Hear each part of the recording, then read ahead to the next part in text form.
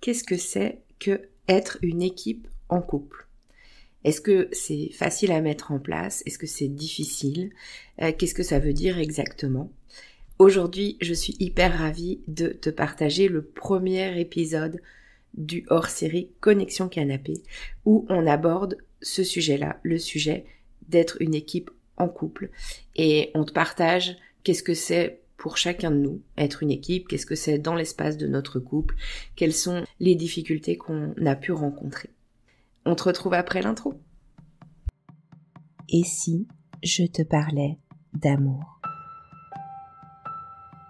Ça t'est déjà arrivé, toi, d'avoir peur de ne jamais réussir à construire la belle histoire d'amour dont tu rêves? Nous rencontrons tous des difficultés lorsque cet autre si proche de nous vient toucher quelque chose de sensible en nous. Bienvenue sur L'amour n'est pas un conte de fées, le podcast qui t'apporte des clés essentielles pour t'aider à enfin t'épanouir dans une relation.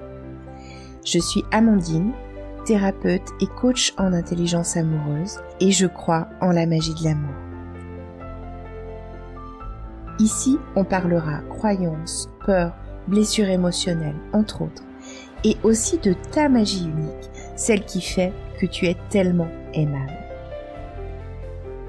On y va? Tu me suis pour laisser tes freins dans le passé?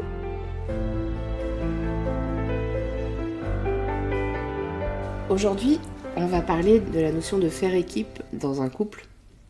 Et ce qui nous a donné envie de parler de ce sujet-là, c'est parce qu'on vient de vivre un moment spécifiquement où à la fin on a eu envie de se dire que, enfin moi j'ai eu envie en tout cas de te dire qu'on faisait une bonne équipe.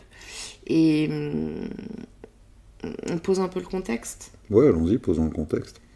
Alors, pour mon côté à moi, dans ce moment-là, c'est que j'avais pas trop le moral. Je savais que je devais enregistrer un épisode pour mon podcast. Et je traînais un peu les pieds pour le faire, un peu en mode j'ai pas envie, je vais pas y arriver. Enfin, bon, un peu en mode Calimero, j'avoue. Et moi, de mon côté, j'ai un examen à passer. J'ai mis ça de côté. Je l'ai bien procrastiné parce que je me fais une montagne. Je me fais véritablement une montagne de soucis pour cet examen, qui au final n'est qu'un examen. Et c'est vrai que ça provoque chez moi certaines angoisses. Donc on en a parlé, puis on s'est lancé un défi. Ouais, alors finalement, on en est arrivé à se dire, ok, si moi, Amandine, là, je fais ce que j'ai à faire, enfin, c'est plutôt toi qui m'as dit, si toi, tu fais ce que tu as à faire là... Ouais, si toi, tu fais ce que tu as à faire là, ben moi, je me mets sur la préparation de cet examen sérieusement. Et donc, on enregistre cet épisode. Et donc, dimanche... Tu vas commencer Et donc dimanche, je vais commencer les révisions. À plancher là-dessus. Et ça nous a donné envie de parler du coup de cette notion d'équipe dans le couple, parce que c'est un sujet, franchement, qui n'est pas toujours évident. C'est pas... Déjà, on essaye en fait de renforcer en fait ce lien d'équipier dans notre couple au fur et à mesure. Et on a gagné du terrain. Et c'est toujours améliorable, ça a toujours besoin de grandir, ce truc-là. Et il y a des moments où ça a été vraiment plus difficile. Et puis il y a des moments encore où ça peut, par moment, repointer un petit peu le bout de son nez. Donc moi, j'aime bien dire que c'est chouette d'avoir de l'attention là-dessus. Est-ce qu'il y a des moments, toi, où t'as l'impression que c'est plus difficile de faire équipe? Clairement, les moments où c'est le plus difficile, c'est par exemple quand j'ai certains soucis au boulot. J'ai la croyance, peut-être et sûrement fausse, que j'arrive à cloisonner mes activités. Quand je suis en couple, je suis en couple. Quand je suis au boulot, je suis au boulot. Et les deux ne devraient pas s'interpénétrer. Mais quand je passe une journée difficile au travail, l'humeur s'en ressent, à des trucs dont j'ai pas forcément moi conscience, mais que tu remarques toi assez facilement. Mhm. Et c'est vrai que à ce moment-là, bah, tu me fais la remarque que ouais, t'es pas comme d'habitude ce soir, t'es pas aussi. Il y a quelque chose qui te perturbe, il y a quelque chose il y a quelque chose qui va pas. Alors, dans le tout premier temps de notre relation, bah, j'avais tendance à essayer de le mettre de côté, quoi, et de me dire consciemment ou inconsciemment que voilà, quoi, mes soucis autres n'ont pas à venir assombrir le ciel bleu de notre belle relation. Mhm. Ouais, et puis effectivement, bah, en fait, en ne voulant pas amener quelque chose entre nous, eh bien, ça amenait justement souvent des frictions, parce que moi, je sentais bien qu'il y avait quelque chose qui allait pas. Et je m'entendais dire non, non, rien, tout va bien, alors que je savais fondamentalement que c'était pas vrai. Et je voudrais en venir aussi à dire ça, c'est que pour moi, la notion d'équipe, c'est pas forcément toujours tout se dire. Et en fait, je peux concevoir qu'il y ait des moments où on n'ait pas envie d'amener le contenu de ça entre nous. Ça, je le conçois. Mais par contre, pour moi, il y a de l'insincérité quand même dans cette notion d'équipe. Le mot est peut-être fort, mais par exemple, au lieu de dire rien, de dire bah, si en fait, voilà, ou je t'en parlerai plus tard, ou pas du tout, mais de dire ouais, il y a juste tel truc qui me perturbe un peu, mais voilà, j'ai pas envie d'en parler, ou pas pour l'instant, ou ce genre de truc. Et c'est vrai que pour moi, ça rentre dans la notion d'équipe aussi, que de savoir se dire les choses.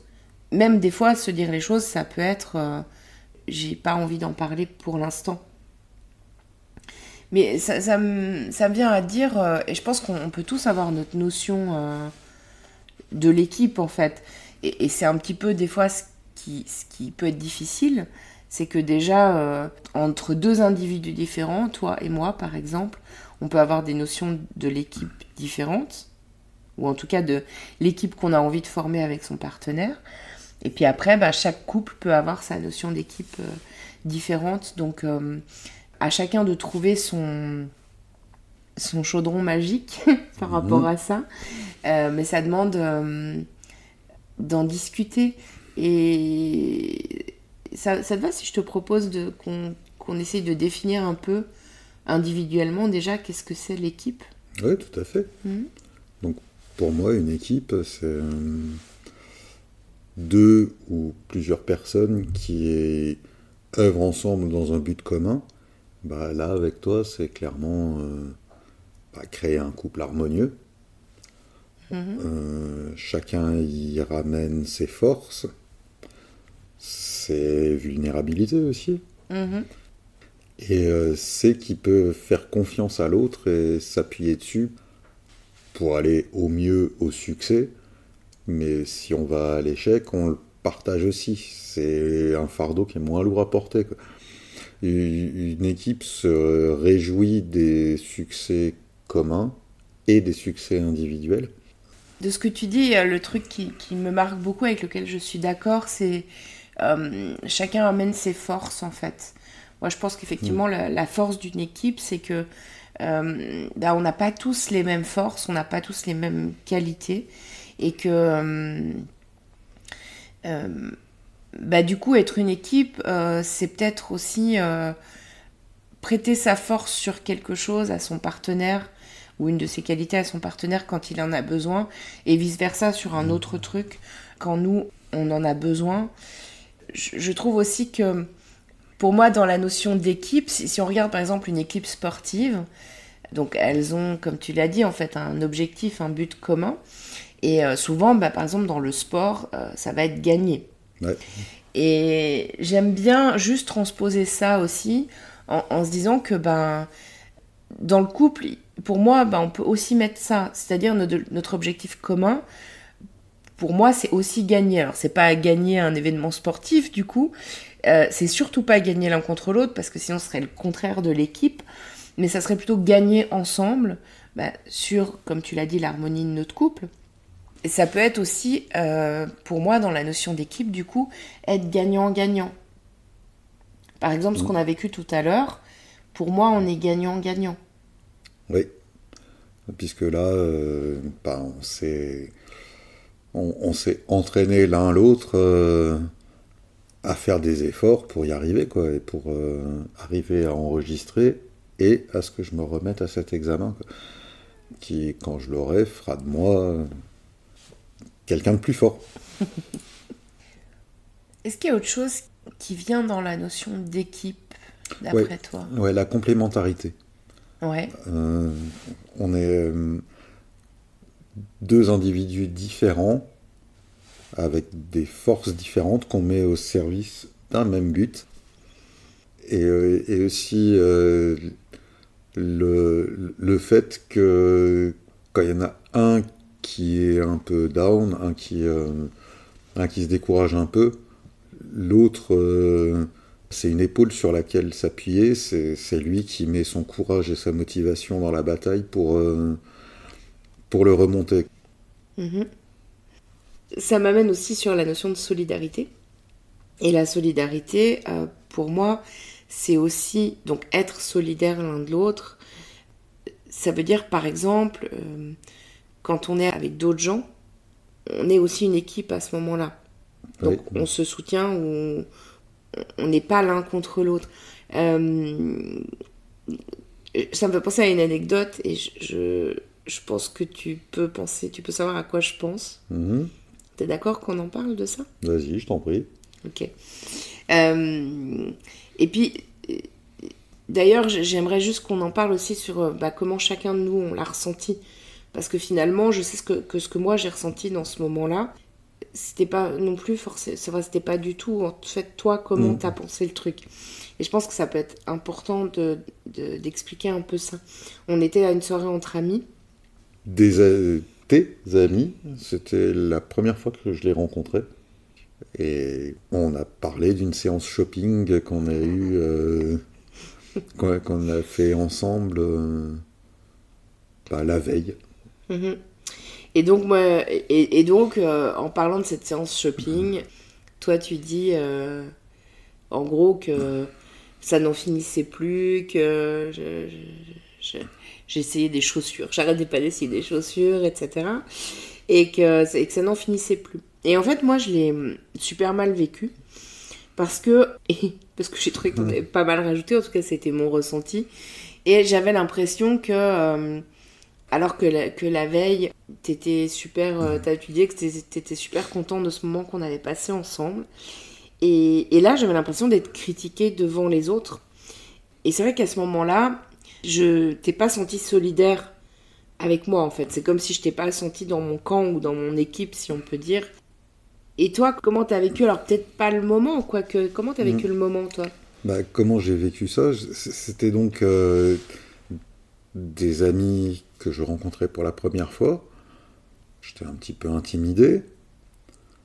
Et pour moi, c'était l'occasion de briller un petit peu en étant drôle, en étant caustique. Alors c'est vrai que j'en ai probablement un peu rajouté, beaucoup, quoi. D'autant plus que j'étais tout à fait sincère quand je te disais que sur cette séance shopping, ça m'avait beaucoup plu.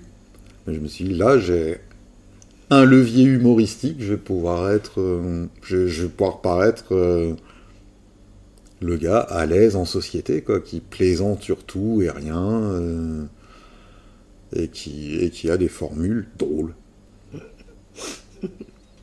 Et pour moi, c'était un peu trop poussé quand même. Mais ce qui est intéressant, c'est que... alors évidemment, après, ça nous a amené une discussion fort animée. Tout à fait. Sur laquelle, je crois, au début, t'as pas tellement compris, parce qu'en fait, moi, j'étais un peu dans l'accusation, et toi, c'était évidemment pas ton intention oui, de moi, départ. mon intention n'était pas de rire de toi, mais de rire avec toi et avec eux. Mm-hmm. Et bon, c'est vrai que j'avais un peu chargé la mule. Ça, faut le reconnaître. Mais mon intention n'était pas ni de te mettre mal à l'aise, ni de te critiquer devant tes amis, quoi. Mm-hmm. Maintenant, ça se peut que ça vienne toucher une notion d'équipe qui est différente chez toi et chez moi, tu vois. Ou alors, ça se peut juste que ce principe de solidarité, parce que je pense que tu l'as aussi, en fait, fondamentalement, tu le mettes pas à cet endroit-là. Oui, tout à fait.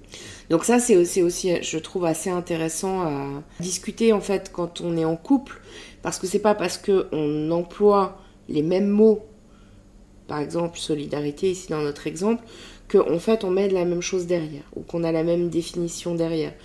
Donc, ça vaut pour la notion d'équipe dont on parle, mais ça vaut aussi pour tous les sous-thèmes de cette dimension d'équipe qui peuvent porter le même nom, mais pas se mettre au même endroit.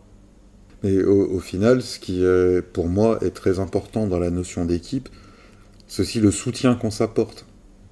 Quand l'un des deux va mal, ben, l'autre est là pour lui, quoi, pour lui simplifier la tâche, pour simplement l'écouter, et pour simplement affirmer sa présence en lui disant « sur moi, tu peux compter ». Et ça peut être des choses toutes bêtes, toutes simples. Ça peut être quand j'ai passé une mauvaise journée au boulot, tu me demandes si je veux en parler, si ça va, simplement, quoi. Et si tu peux faire quelque chose pour moi. Et je pense que quand toi, tu es absorbé dans ton travail, ben, je fais aussi en sorte de t'alléger sur d'autres points, d'être là pour assurer les choses qui peuvent te peser.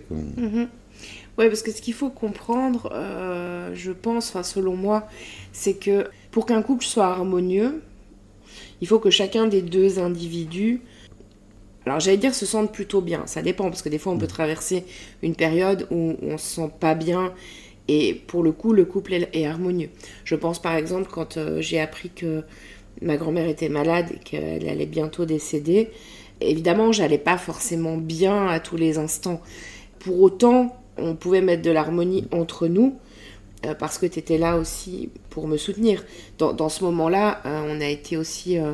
tu as été un bon équipier pour moi, je trouve, tu vois. Mais ce que je voulais dire, en tout cas, c'est que c'est toujours la même chose. Le couple, c'est 1 + 1 = 3. Donc, il y a les deux entités. Pour qu'il y ait un minimum d'harmonie sur l'entité 3, qui est l'entité du couple, il faut qu'il y ait de l'harmonie sur chacune des entités individuelles. Donc, bien sûr, chacun de nous doit prendre la responsabilité de son propre bonheur, j'ai envie de dire, et de son propre bien-être. Mais il n'empêche que dans le couple, c'est souhaitable, en tout cas nous, c'est comme ça qu'on fonctionne, d'essayer d'apporter aussi notre pierre à l'édifice pour l'autre, j'ai envie de dire. Ouais, tu vois. Ouais. C'est ça, en fait. On va arriver gentiment à la fin de cet épisode. Et moi, j'aimerais juste te poser une question, parce qu'au fur et à mesure du temps, en fait, c'est quelque chose que je ne pouvais pas envisager avant, mais moi, je me dis de plus en plus, finalement, que des fois, être un bon équipier, c'est aussi accepter de ne pas être là pour l'autre s'il émet le besoin qu'on ne soit pas là pour lui. Tu vois ce que je veux dire ? Par exemple, je sais que ça m'a beaucoup fait réagir, je reviens sur tu rentres du travail, t'es pas bien par rapport à un truc, tu veux pas en parler, etc. J'ai beaucoup insisté sur le fait que tu m'en parles parce que j'avais envie que tu te sentes mieux et que donc par extension on puisse se sentir bien ensemble. C'est quand même toujours un truc que je trouve chouette. Mais ceci étant dit, peut-être que aussi, à certains de ces moments-là, être une bonne équipière pour toi, c'est aussi accepter que tu veux pas en parler maintenant, par exemple. Oui, tout à fait. Et être un bon équipier pour toi, c'est aussi les soirs où toi, tu as des journées chargées, entendre le fait que tu me dises, écoute, ce soir, j'ai envie de rien faire, j'ai envie de prendre du temps pour moi. Tout début de notre relation, je voulais être absolument là, absolument présent. Et petit à petit, j'entends que tu as aussi besoin, toi, de moments pour toi, pour lire, ou pour dormir, ou pour être seul. Oui, parce que finalement, être là pour moi, si ce que j'ai besoin, c'est être seul, ou dormir, ou comme tu dis, finalement, être là pour moi, c'est pas être là physiquement. Parce que, en fait, quand quand tu accueilles le fait que ce soir-là, j'ai envie d'être seule, par exemple, t'es là pour moi. Oui, tout à fait. Pas physiquement, mais... et donc, voilà, être une équipe, c'est pas forcément non plus être dans la fusion ou être tout le temps dans la fusion. Des fois, c'est peut-être juste aussi, je crois, accepter ce dont l'autre a besoin. Ouais. Et puis des fois, et là, je sais pas, on va peut-être finir là-dessus, mais tu me diras si t'es d'accord ou pas. Mais peut-être que des fois, c'est challenger son partenaire aussi. Parce que... parce qu'on veut le mieux pour lui, quoi. Et qu'on... Ouais, je veux dire, pas forcément le brosser dans le sens du poil tout le temps, en fait. Parce que c'est pas comme ça qu'on avance. En tout cas, moi, je crois que avancer et grandir dans la vie, c'est important. Et je sais que tout le monde partage pas cette idée-là, mais moi, je suis vraiment là-dedans. Et par exemple, je t'ai été parfois extrêmement reconnaissante à des moments où tu m'as dit des choses qui étaient, je le sais, difficiles pour toi à dire et qui étaient difficiles pour moi à entendre. Mais j'ai été reconnaissante et pour moi, à ce moment-là, tu as été mon meilleur équipier aussi, même si c'était pas facile sur le moment, mais parce que ça m'a permis d'avancer et de grandir, en fait. Ouais, et puis moi, je peux te retourner l'appareil, parce que, des fois, ouais. Des fois, ça bouscule, quoi. Des fois, ça bouscule, quoi. Et puis, après, on repart à la charge, et tout va bien. Et on grandit. Et on grandit. Chacun et ensemble. Chacun est ensemble, ouais. Ok. C'est le mot de la fin ? Je crois. Ok. Toi qui nous as écoutés, j'espère que tu auras trouvé des trucs intéressants au niveau de la notion d'équipe dans le couple. Peut-être des choses avec lesquelles tu seras d'accord, peut-être des choses avec lesquelles tu seras pas d'accord. Et moi, j'adorerais que tu viennes m'en parler sur Instagram. Je te remercie pour ton écoute parce que si le podcast existe et s'il continue à grandir et à évoluer, c'est grâce à toi. Prends soin de toi. À bientôt.